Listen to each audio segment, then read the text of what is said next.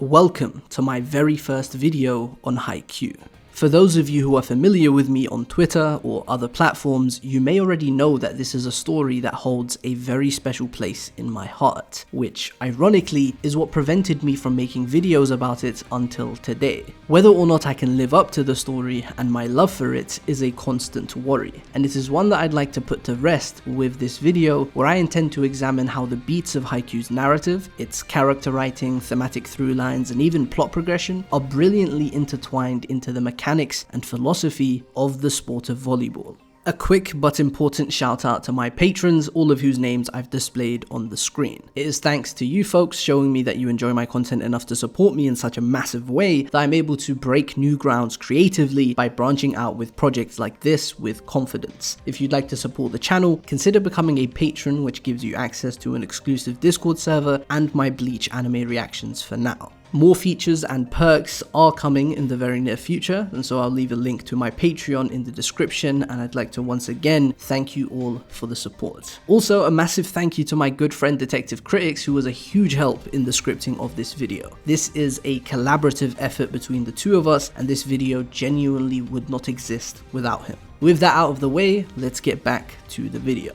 To help you better understand the lens I'll be using to explore Haikyu in this video, I want you to think about the best power system you know, whether it be Nen, Reiryoku, Cursed Energy, Stands, whatever you please. A core requisite of writing great battle shonen is using elements of the power system not only for combat purposes, but to flesh out the plot beats and character writing, among various other things. In just my last video, I took a close look at the characters of Hisoka and Chrollo, and one of the ways I did so was by examining their powers in relation to who they are. Hisoka's bungee gum is reflective of various aspects of his personality, his flexibility in handling various situations, as well as the control he exerts over his own role in different arcs of the story. Chrollo's bandit secret summons a book of abilities he has stolen, pointing at a poor sense of identity as Chrollo lacks an ability that is definitively his. This storytelling principle is seen in Jujutsu Kaisen as well. For example, one of the mechanics of Cursed Energy is that minimizing the number of steps required to fire off a technique is the measure of excellence. Yet at various points, the two strongest sorcerers in the story broke that rule and used chance to instead maximize their Jujutsu and its efficacy. This deviation from the standard is an important characterizing tool that illustrates how people that stand in the same realm that Gojo and Sukune did don't have to adhere to the rules of the world that apply to everybody else. As for Bleach, I've made 2 videos talking about the Shinigami and Ranka power systems respectively, and why I think Bleach has one of the most characterization-driven power systems out there. My next Bleach video will complete the series with an examination of the Quincy power system. The point of this long-winded explanation is that there are these systems established in many battle shonen that people, including myself, engage with as narrative devices, as a window into other aspects of narrative, like character psychologies. They are systems complete with rules, mechanics, exceptions, and complex interactions between them, almost like a sport. Now, Haikyu obviously isn't supernatural by any means. There's no fantasy power system here. Instead, it just uses the real thing. Volleyball is quite the complex sport, as the manga illustrates. It has a unique rotation system with respect to the players' positions, a ton of rules that accompany each of these positions, along with equally as many exceptions, all of which the players we come to know and love utilize to their benefit, crafting elaborate strategies and high-level plays on the fly. As such, I believe Haikyu lends itself to the same brand of analysis that I would typically apply to a battle shonen. What can stop you from doing that kind of analysis is a lack of familiarity with the rules of the sport itself, since it is completely external to and larger than the manga, as opposed to the rules of a battle shonen's power system, which are completely self-contained to their respective stories. Nen only exists in Hunter x Hunter, Cursed Energy only exists in Jujutsu Kaisen, but volleyball is the 5th most popular sport in the entire world. And that was a huge barrier for me. This lack of familiarity is what stopped me from making this video I've had planned for so long, until I decided to finally delve into the sport. And let me tell you, just some cursory research of the sport was enough to substantiate this theory and reveal a brand new layer of how phenomenal Haikyu truly is. I don't think I've seen a video tackling the series from this angle, so I'd love for you guys to point me to any such videos you've watched in the comments below. This is a lens through which you can view the story that is so dense and expansive, one you could spend hours or even days ruminating over, so I'd like you to think of this video as an introduction to the topic rather than an all-encompassing breakdown. Now, with that context laid out, let's jump right into it. One of the earliest noteworthy threads in Haikyu is how various characters come together to establish the anatomy of a setter in the beginning stages of the story. The ingredients of an ideal setter. This is a subject that is incredibly relevant to Kageyama at this point, considering that entire aspect of his identity is fractured in the wake of his middle school experiences. This even goes so far as to prompt him to tell Sugawara that he can't possibly overcome the weight of Sugawara's experience, himself being a setter with mere talent. This surprisingly vulnerable moment from Kageyama is not only an admission of inexperience, but a veiled expression of admiration. Sugawara is someone who has held the trust of his teammates for 3 consecutive years, even after the many defeats they were dealt along the way. He is a more complete setter, trusted by his teammates and perfectly integrated in their system. For someone with Kageyama's temperament, someone who is used to calculating his way to victory on tangible terms, like jump higher, run faster, match my sets if you want victory, even Sugawara, who is nowhere near as talented as Kageyama, is a distant goal. From the very beginning, Kageyama has the right idea about setters. The team's control tower is none other than the setter. The setter is the one that directs the attack. The setter is the one that handles the ball the most. The setter is the one that dominates the net. Incredibly important functions, no doubt, but they are just that. Merely functions. What about the setter's place within the team? If the team isn't willing to trust him with these important functions, no amount of technical brilliance or talent is enough to bridge that void. Over the course of countless training camps, practice matches, and the Interhigh, Kageyama gradually evolves and steps out of his isolation. By the end of Karasuno's revenge match against Aoba Josai, Kageyama has finally integrated himself fully into the team. He has become a part of Karasuno not just mechanically, but emotionally. This is thanks in no small part to Oikawa, whose pivotal words force Kageyama to acknowledge that he needs to harmonize his will with that of his hitters if he wishes to pull off any high-level team play. The setter cannot operate in a vacuum. It must resonate, connect with the rest of the team. And Kageyama overcompensates. He veers too far to one side in a bid to course correct, and puts a clamp on his own will, something that Atsumu points out to him later in the series. I'd like to think that Oikawa didn't see the need to emphasize on Kageyama's own will in the conversation they had, because he mistakenly believed his junior's problem was that he was being too headstrong, when it was actually a matter of Kageyama not being bold enough, not believing that he had garnered enough trust from his teammates to allow him to be that bold on the court. These aren't his middle school teammates who don't care as much as he does. They all want to win just as much as him. Kageyama's biggest strength has always been his boldness. Even Oikawa himself says so. However, he insisted on clinging to a set of attacks that worked well enough in the past instead of taking on the risk of innovation, all because he was subconsciously afraid of being abandoned by his team again. Oikawa's words, as well as his teammates themselves stepping up and asking Kageyama for more, spurred him into action. But it is very cool that Atsumu, whose team lives by the saying, "We don't need the memories," is the one who finally breaks Kageyama out of the limiters he had put onto himself. He doesn't need to let the memories of his past experiences, the ghosts of middle school, dictate the team dynamics he has garnered in the present. Like I said, the earliest instance of note is all about setters. Something that seems natural to setters like Oikawa and Atsumu is an active step of self-improvement for Kageyama, a perfect blend of flexibility and headstrongness, a seamless combination of ego and selflessness. That is the ideal setter, one who leads without alienating. And it is a pattern that is explored, dissected, and finally affirmed by practically every setter in the series. Even the quieter ones, like Kenma, Akashi, and Shirabu, are shown on multiple occasions to lead the team, to be headstrong, and with a complete trust from their teammates. No two setters will ever be the same, as no two teams will ever be the same, but there is one thing that every ideal setter shares: an unshakable bond between themselves and their teams. Speaking of Shirabu, the arrangement that Washijo has for Shiratorizawa is quite fascinating and points to some of the coach's underlying hypocrisy. There are two setters on the team, Shirabu and Semi, and yet despite Semi being more experienced and arguably even more naturally talented than Shirabu, it is actually Shirabu who is the starting player and main setter, while Semi is relegated to the bench and only subbed in as a pinch server. The explanation that we're given for this is that Semi's ego is too big for the team's good.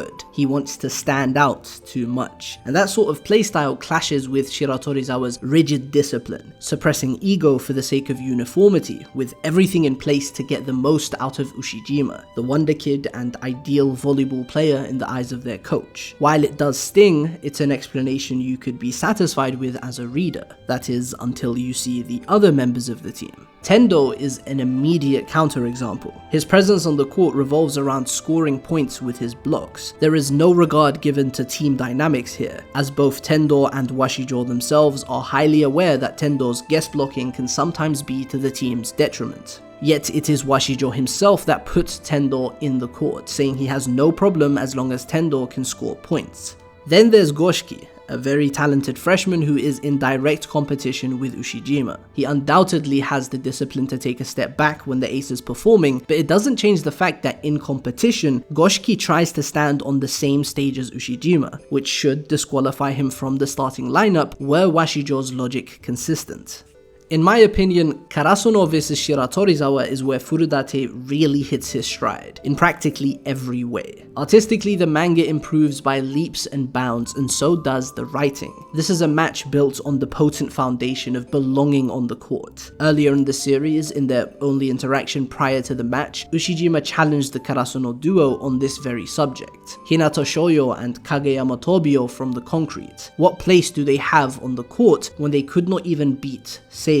What right do they have to dream of the national stage? Out of everybody present in the match, it is ironically a watcher on the sidelines who is arguably the one that most desperately wants to belong on the court, Coach Washijo himself. His experiences with volleyball mirrors Hinata's. Both were held back by their height, but the key difference is that Hinata never stopped trying to find his place. He never gave up on trying to belong on the court, and Washijo did give up. His only way of belonging on the court is vicariously through his players. Washijo's very first scene in the manga is calling whose ball it was, all the way from the bench, instead of letting his players come to their own realizations and decide their own course. He inadvertently suppresses his players' freedom because he never experienced any sense of freedom in the game himself. In this battle of concepts, Shiratorizawa celebrates a rigid playstyle that dominates all others with height, power, and systematized control. On the other hand, Karasuno insists on improvisation, dynamism, and freedom in playstyle. While far messier, they celebrate each individual piece of the whole and ultimately they emerge as the winner. And the very point that won Karasuno the match is Hinata's answer to Ushijima's challenge, as well as Karasuno's response to Shiratorizawa's control. Hinata is a middle blocker, a position that requires him to be on the front end of the court, placing him right by the net. Middle blockers are typically used to execute quick attacks, which is the signature of Karasuno's freak duo. But Karasuno's final match-winning point comes from a back attack by Hinata. He is out of position, soaring from the rear of the court, and yet it is his presence there that drove his team to victory. It's a statement, a declaration. Hinata justifies his presence on the court even if he's not in the position he's meant to be in. Not only is he not in the correct middle blocker position, but he also relinquishes the other role that defines him, the decoy. He gets lost in the crowd with the rest of the team, joining a first tempo attack instead of the typical minus tempo approach that distinguishes him. He lets go of everything special to him because the most important thing is getting the point. It is an unmistakable declaration that he belongs on the entire court, the full width of the court, with or without Kageyama's crucial support in executing their collective signature attack.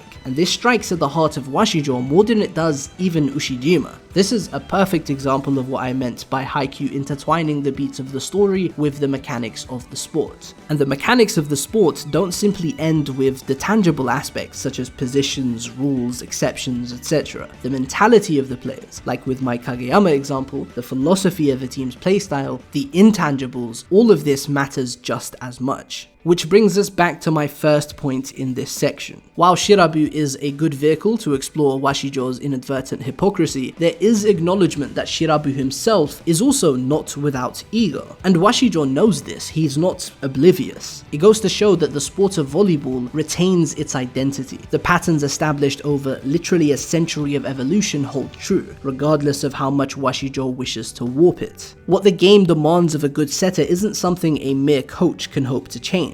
And despite being aware of this, Washijo's behavior is informed by his weakness. Properly facing that weakness for the first time in his 60s, Washijo undergoes a surprising but beautiful growth. He lets go. He stops treating Ushijima like a vessel for his own failed dreams. He begins to believe that he could have played like Hinata himself, and while it doesn't happen overnight, he gradually becomes one of Hinata's greatest supporters. This is a topic covered at great length by Alexander over on his channel. I've left a link to his Washijo video in the description, and everything he dives into illustrates why Washijo is one of my favorite characters in the entire story and just fiction in general. There's one small detail on the aftermath of the match that I want to cover though, because it means the world to me. Washijo stops pedestalizing his star player, Ushijima Wakatoshi. The player he had sought to live through vicariously wasn't just an ideal of infallible power. He was a person, a player with his own strengths and weaknesses, his own aspirations, and his own mode of expression within the sport. Washijo making him hit 100 serves after the match with Karasuno because he botched one of his serves during the game was probably more of a relief to Ushijima than something to grumble about. He was finally being treated like any other student, any other player.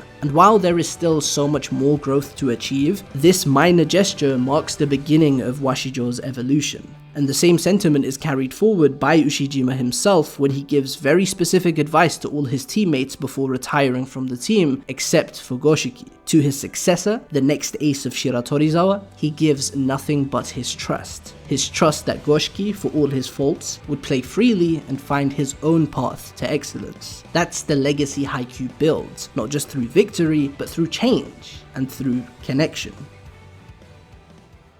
The Inarizaki match introduces an incredibly important rivet in Haikyu's thematic framework, one that sharpens everything that came before and echoes through everything that follows. We don't need the memories. Yesterday is gone. The only value it has today is as fuel to aim higher, to reach farther. What will you become tomorrow?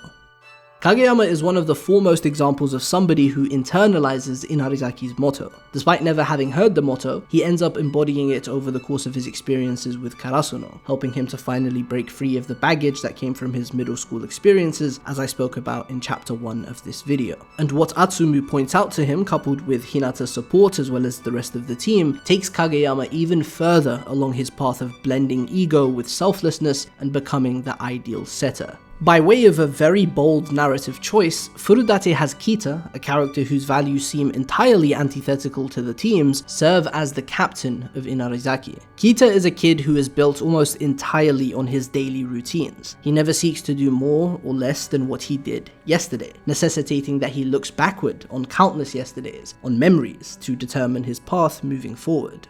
He says himself, it isn't like forwards, it's the only path available to us. There is wisdom to be found in the past. Yet Kita is nothing if not a source of constant and unshakable strength to his team. He is the emotional anchor of Inarizaki. When Atsumu is shaken up by how fast Kageyama has changed since the youth camp, when the twins start to show regret about their choice of plays in the match that led to their defeat, Kita is the one that stands as an example to them. There is value in yesterday. We take what we need to and move on. Hinata reflects this same sentiment in a beautiful way. As someone that simply pressed forward with his love for volleyball, never really paying attention to the periphery and always chasing the ball, the simple act of taking a step back and observing paid off massive dividends for Hinata in the Inarizaki match. Taking a step back is the entire premise of the ball boy arc, which comes to fruition in the penultimate moment of the Inarizaki match as he extends his newfound insight onto the rest of the team with the simple act of hitting the ball slow and light, allowing his teammates to catch their breath and take it easy.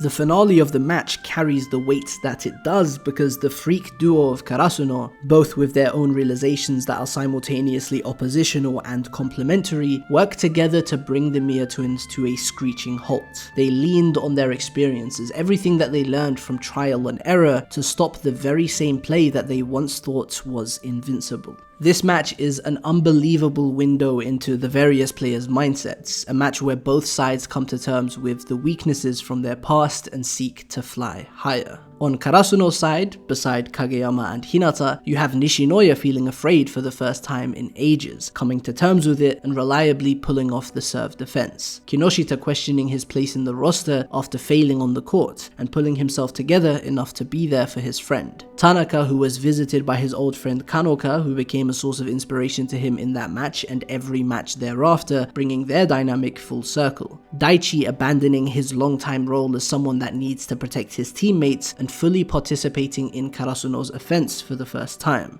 There is so much to say about every single player on that court and how they feed into the general thematics. I'd love to continue talking about the Inarizaki match further, seeing as it's my second favourite match in the Nationals arc, and there are millions of things to discuss, but that would force me to deviate from the focus of today's video. So if you're enjoying the video so far, leave a like, drop a comment, and let me know if I should make more Haikyu content. I'd love to keep exploring this story with all of you.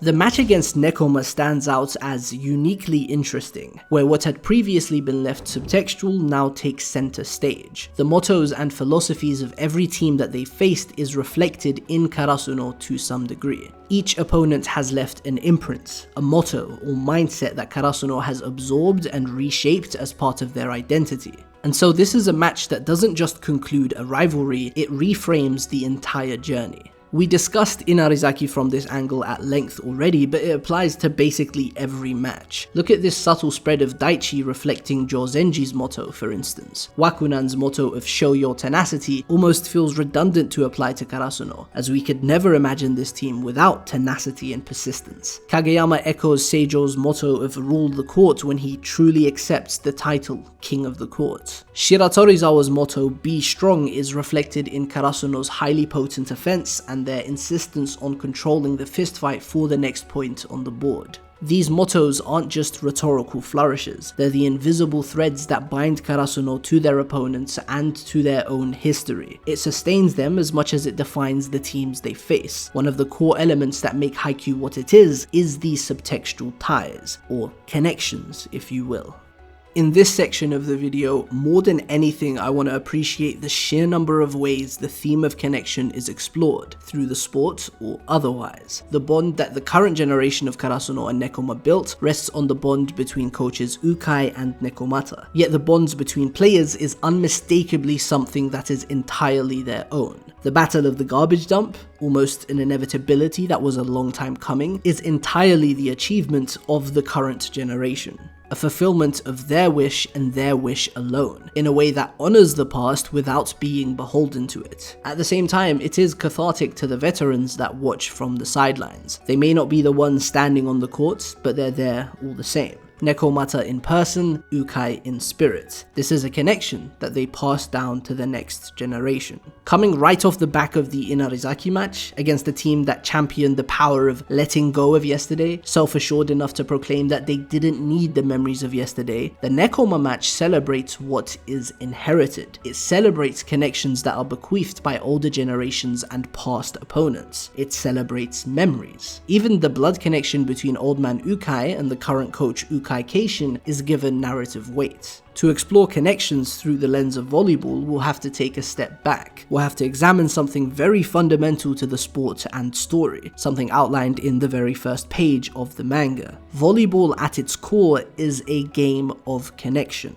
A single player, no matter how talented, cannot score alone. Without connecting your plays to those of your teammates, it is impossible to put together a decent attack. Nekoma, more than any other team in the series, exemplifies this core truth. Nekoma is competent in everything it does. Their victories are rarely flashy, yet they continue racking them up simply because of how well connected their plays and players are. But of course, it wouldn't be Haikyu if it stopped on the surface. Like I said earlier, the Nekoma match literalizes what had been left subtextual till that point. Karasuno only builds the connections I talked about with other teams because they're rightly described to be omnivorous. As a team with no playstyle to protect, they try everything they see other teams do and adopt elements of those styles as their own. They mirror the best of what they face. And the manga tells us plainly that even imitation in that manner is a form of connection. It is a tangible bond they have to other players and other teams, carrying a piece of that player or that team as they move forward. Before the game even begins, Daichi tells Kuru that they wouldn't have reached this match without Nekoma. Seeing Tsukishima be more and more successful with every iteration of the same read blocking that he taught him fills Kuro with relief. His opponent on the dream stage, by the way. Kuro is able to affirm the greatness of not only his own playstyle but also his entire team's motto via Tsukishima's success. It is the greatest form of respect Karasuno can show its opponents. Taking the essence of that player or team and succeeding with it on the national stage is how Karasuno's opponents can know that they weren't wrong to pursue that playstyle. That playstyle is viable. It is powerful. Now all that remains is to equip oneself to be able to use it. What could be more validating and rewarding than this? Celebrating a playstyle even after its defeat is the best way to show that nothing ends with a singular defeat. A defeat is just the circumstance of today, and tomorrow is unknown. This message rings true across the entire match. Kageyama sets the same ball to Asahi that Oikawa set to Uwaizumi in the spring qualifiers. A ball loaded with singular and absolute trust, set from one end of the net to the other. Karasuno succeeds where Seijo couldn't, and in that process Karasuno celebrates their connection with Seijo. There are many more instances on a micro level as well, exactly like Tsuki and Kuro. Nishinoya and Seijo's Libero, for instance, or Bokuto and Hinata or Tanaka. Every achievement of the players of Karasuno is their own to boast of, but it is simultaneously a tip of the hat to the opponents and teachers they met along the way. By far my favorite way that Haikyu explores the theme of connection through the lens of the sport is this moment, which makes the Nekoma match iconic. With the team's trust resolutely placed on Kageyama, he very boldly sets a high 4 ball to Hinata at the end of the second set. Right down the middle of the net, an easy ball with a slow, high arc. The exact opposite of the balls Kageyama would normally set for Hinata in every sense. It is the very first set that a setter learns to perform, and it is exactly that set which allows Hinata to break free of the birdcage that Kenma locked him in, and achieve the literal peak of his career thus far, his highest jump in the most difficult match with the heaviest stakes. To make this even more powerful, it is exactly the kind of high 4 sets that Hinata was used to hitting when he practiced with the ladies team and other players when he didn't yet have a team to call his own. Hinata and Kageyama, in one play, bring together their respective origin points and the peaks of their respective careers so far, bringing things full circle. One pair, one play, one connection. Furudate is simply a master of the craft. If the match against Shiratorizawa was about belonging on the court, and the match against Nekoma was about connection, then the match against Kamomedai is about legacy. Finding a place to stand on the court and connecting with others you share it with is one thing. What do you leave behind when you step off the court? The battle between the two little giant contenders is the centerpiece of this match. Long before the match begins, we are shown that Hoshiumi is a force to be reckoned with. It's like we get a glimpse of what Hinata could be once his potential is realized. So for Hinata to truly claim the title of the little giant, the title he has yearned for since a young boy, the title that drove him to pursue the sport to begin with, he has to overcome the wall that is Hoshiumi. Of course, this does not end up happening. Between the nerves and the excitement, the stakes and the fun, and the sheer exhaustion of his first nationals tournament, Hinata burns out. His body gives in and he collapses right on the court. Takeda's words to Hinata at that point are potent and harmonious with the thematic underpinnings of the match. What is your legacy on the court, and what do you leave behind when you exit the court? There are walls you can't get over with grit and gumption alone. When you hit those walls, what you need most are knowledge, a level head, and most of all, thoughtfulness. Right now, this very moment, this is still volleyball. You don't stop being a volleyball player when you step off the court. What you do off the court is as important as what you do on it. The difference between Hinata and Hoshiumi, or rather Karasuno and Kamomedai at large, lies in the fact that Kamomedai's mentality was that of victors. They were stable and powerful on the court because they practiced this mentality off the court as well.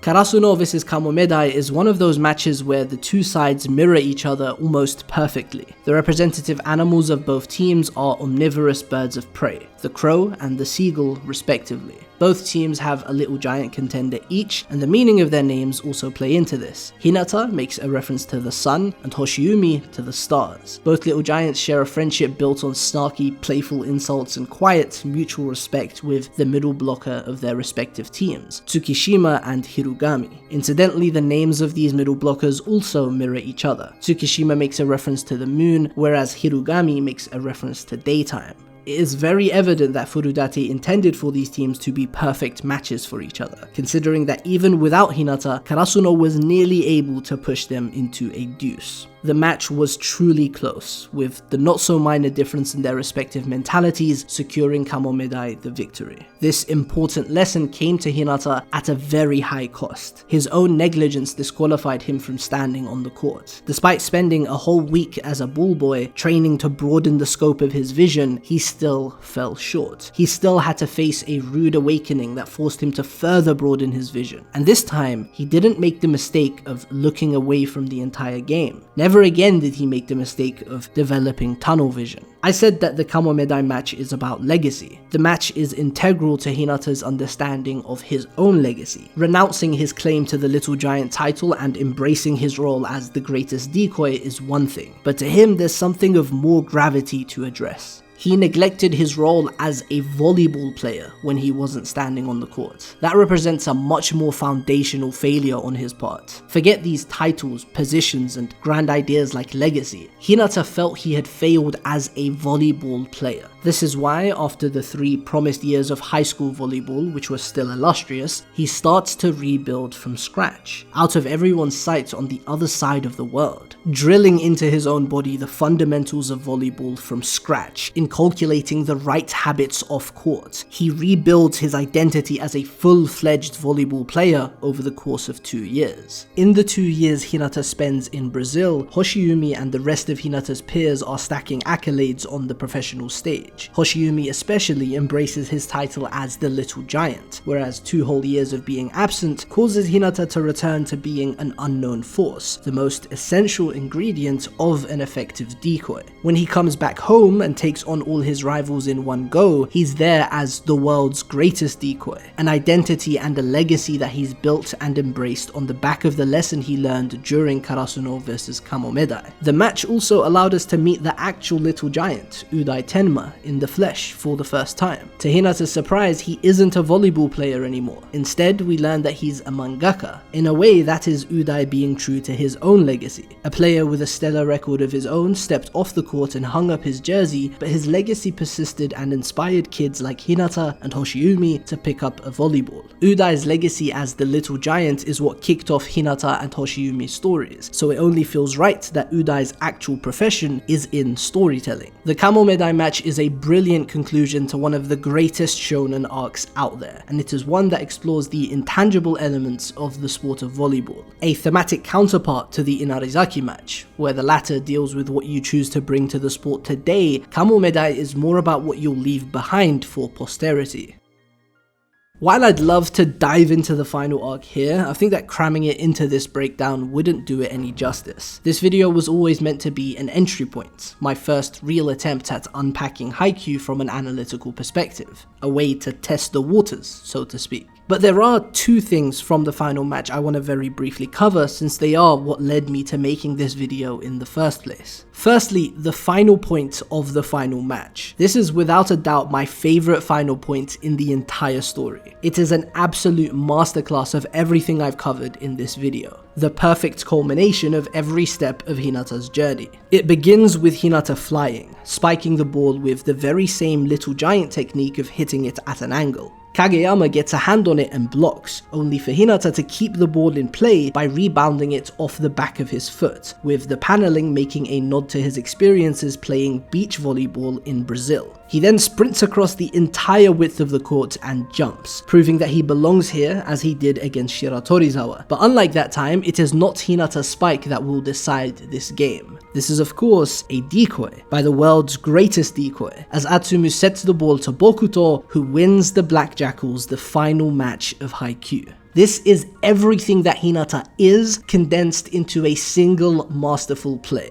The kid who aspired to be the coolest ace, the little giant. The kid who wants to keep playing volleyball and belong on the court no matter what. The kid who spent 2 years in a foreign country alone to rebuild himself and focus on his craft, and who never gave up even through crippling pain. And the kid who once dismissed the role of a decoy as something uncool, now standing proudly as the greatest decoy, and pumping his fist in celebration for the point he feels he personally won without even being the one to spike it. And in doing so, he also embodies the mentality of a setter as outlined by Atsumu. A setter should view the points they score as their own, and equally the points their hitters score as their own as well. That is what Atsumu believes, and it isn't just egotistical as it may seem, but rather the purest form of connection with the rest of the team. Hinata echoes this very sentiment in the final point, as it could not be scored without his active involvement as the decoy. And secondly, the final words of the final chapter. Haikyu, also known as volleyball. 2 teams separated by a net bounce a ball back and forth between each other.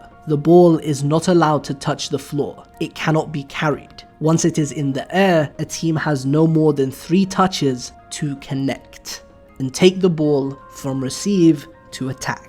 This is a bookend in the final sequence of the final chapter that calls back to the first panel of the first chapter. Haikyu is a story of many things, but the one thing that sits atop everything else as the primary theme of the story is connection. The importance of bonds, whether they are with those on your side of the net or the other, or even off the court entirely. We are the amalgamation of every experience we've ever had, every person we've ever met. They rub off on us. They influence us in ways we may never realize. Karasuno, and especially Hinata himself, are the crystallization of every match they have ever had. Every experience they shared not only with each other but with their opponents. Every connection. That's why the words "to connect" are the only ones written in bold on that first panel. That's why the words "to connect" are the only ones given an entire spread in the final sequence. This is the heart and soul of Haikyu, and it moves me in ways I struggle to even begin to describe. But describing how it weaves this theme through the sport of volleyball itself, almost like its own power system, is something I've wanted to take a crack at for a long time. And it all started with me thinking that this final sequence is one of the most genius things I've ever experienced. So if you enjoyed this, if you think I did right by Haikyu, let me know in the comments. I'd love to hear your thoughts, and if the response is good, I'll have the confidence to make more videos on this series we could talk about forever. If you'd like to support me even further, the Patreon is linked below. As always, thank you so much for watching, and I'll see you in the next one.